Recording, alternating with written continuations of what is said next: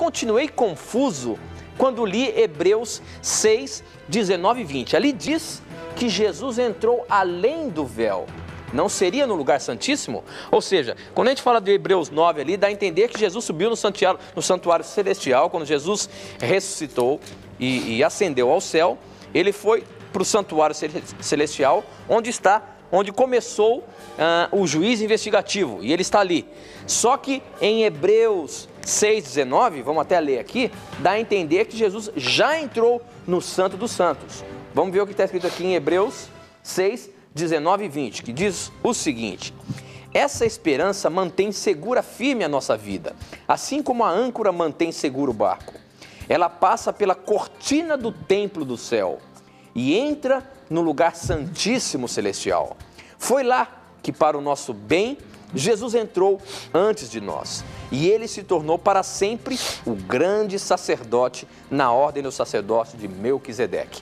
Olha só, professor, aqui dá a entender que Jesus já passou do santo para o santíssimo, na questão do santuário celestial. Inclusive, este é um tema, santuário celestial, uma doutrina um pouco distintiva da Igreja Adventista do Sétimo Dia.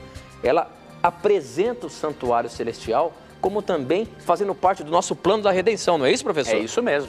E a ideia de que quando Jesus voltou para o céu depois de ressuscitar, ele então, no santuário celestial, está intercedendo pela humanidade. E isso era feito através do santuário, exemplificando o santuário que tinha aqui na terra, que apenas uma vez no ano, o sacerdote, o sumo sacerdote, entrava do santo para o santíssimo. E então havia a purificação do santuário, correto, professor? É isso mesmo. A gente entendendo que Jesus, ao subir ao céu, ele foi para o santuário e está intercedendo para a gente, dá a entender que Jesus não ainda está no Santíssimo, onde foi feita a purificação do santuário. Só que o texto de Hebreus fala isso, meu amigo. Como é que a gente explica isso agora? Olha, essa é uma pergunta muito interessante, Tito, do nosso querido amigo, e temos que afirmar o seguinte: realmente Cristo tem um ministério no céu. Cristo, quando subiu ao céu, não ficou de férias ou de braços cruzados aguardando as coisas acontecerem. Ele efetuou uma obra no primeiro compartimento do santuário celestial, no lugar santo, né, uma obra de intercessão, e após 1844 ele acumulou uma outra função. 1844, né? Isto. Além de intercessor, ele também realiza uma função de juiz, de sumo sacerdote.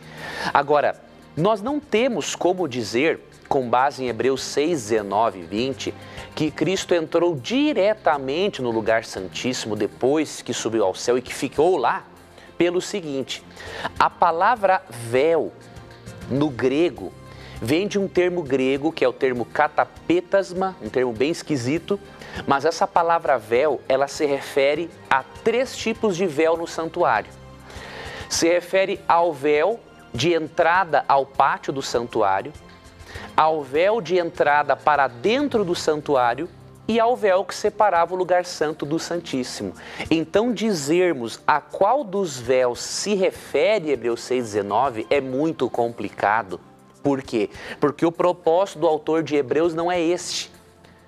O que o autor de Hebreus quer mostrar é o seguinte: ele não quer falar do momento em que Cristo foi ao lugar santíssimo. O que o autor de Hebreus quer falar é o seguinte: que Cristo entrou dentro do santuário celestial para ser nosso intercessor e juiz, e que a presença de Cristo no santuário celestial é o que nos dá esperança e certeza da salvação. Então, o propósito do autor de Hebreus nunca é dizer em qual compartimento do santuário Cristo foi, diretamente após sua ascensão. O propósito é mostrar que pela presença de Cristo no santuário, você e eu temos acesso ao trono da graça. Agora, para você e eu entendermos em que compartimento Cristo entrou e realizou seu ministério até 1844 para depois ir para o lugar santíssimo, aí necessita de um estudo muito mais detalhado. Você deveria estudar daí Daniel 8, Daniel 9, não é? De uma perspectiva bíblica, gramatical e historicista, certo? Considerando que a história é um desenrolar dos acontecimentos preditos na Bíblia. Então eu recomendo uma literatura para você. Você pode ler, por exemplo, Uma Nova Era, segundo as profecias de Daniel, Uma Nova Era, segundo as profecias do Apocalipse, publicados pela Casa Publicadora Brasileira, né, cpb.com.br, e há um outro livro também sobre interpretação profética que você pode conhecer pela Unaspress, Imprensa Universitária Adventista. O telefone é 19 3858 9055. Então se aprofunde nessa doutrina e se lembre, o propósito do autor de Hebreus é mostrar que Cristo está lá, intercedendo por nós, sendo o nosso juiz, e que por isso nós temos acesso ao trono da graça de Deus todos os dias.